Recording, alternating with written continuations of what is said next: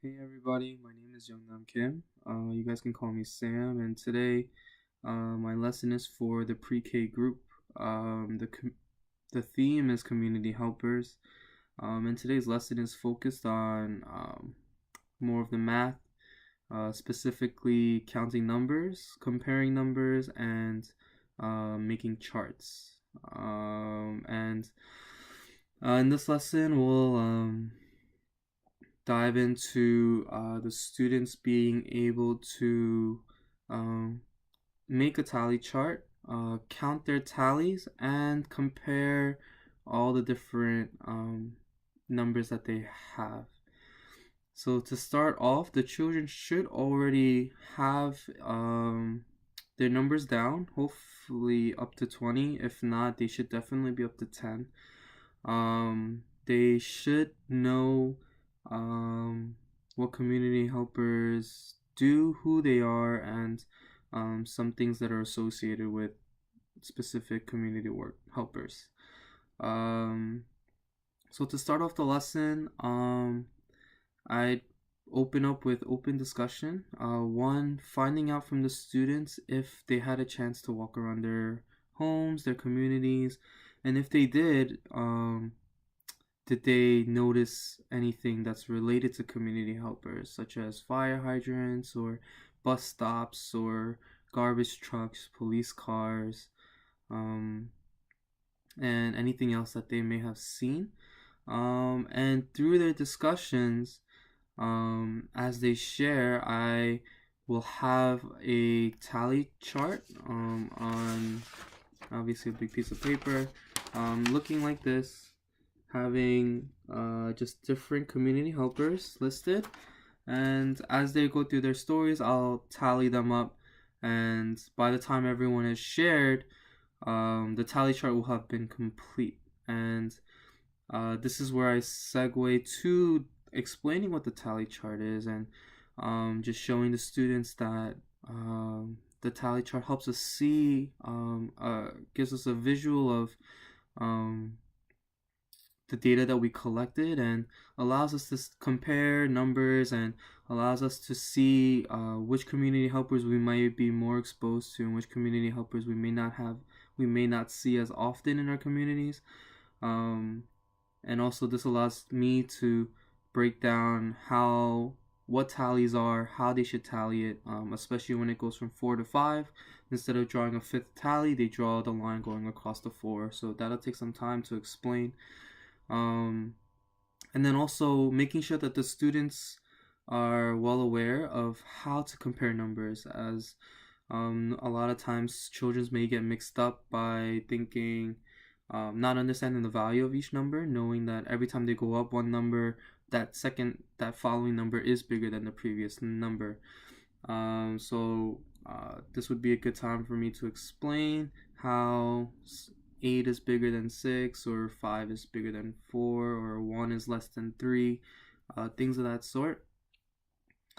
And once the instruction is finished, this is where the real activity kind of comes in, where I will take the class out or take groups outside to go through our own community walk. And this is where we'll stop every few feet, take a second to look around, and have the students themselves share what they see and also tally them, right? And this would include having this paper individually printed out on a clipboard so the students can have it. They'll have a pencil with them, and every time we stop, I'll ask students to share what they see. This is also a good time to assess what the students know, if they miss anything.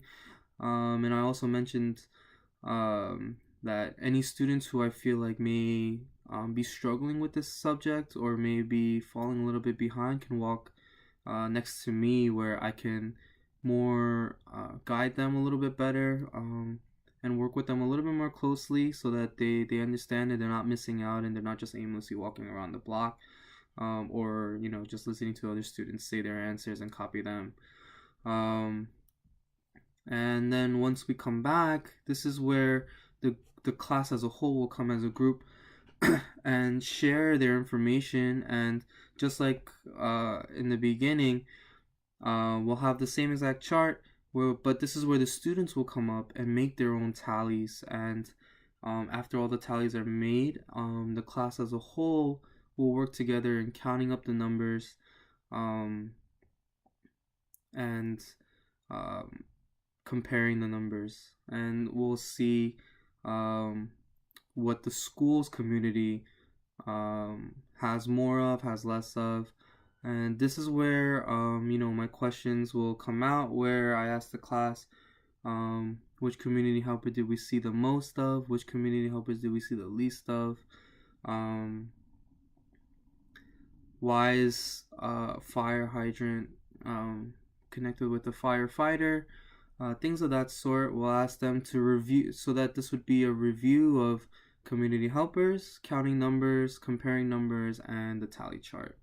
And this lesson would conclude with me explaining to the students that they'll have this chart in the math center, so that if they choose, they can take this chart around the classroom and see if they can see or notice anything that may remind them of one of the community helpers, and then they can make their own tally charts. And I personally will be in the math center to help students who come around, and also use the math center to maybe approach other students who may not have been getting it or might have been trouble understanding it.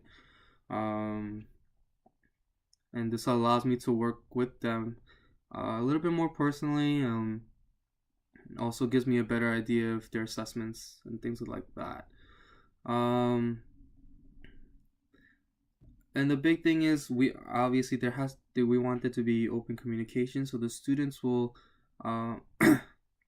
be able to work with each other when they're outside. They'll be partnered up. They'll be paired up with a student who's a little bit more advanced, with students who may need more help. So that kind of open communication will work well between students, as well as interactions with me, to help reinforce the lessons that were learned. And being able to walk outside and being more involved with the community will allow the students to be more interested, instead of having to sit and have to do projects. This allows them to be able to walk around and really be exposed to the outside community. So that's my lesson for tally charts, and under the theme of community helpers. Hope you enjoy.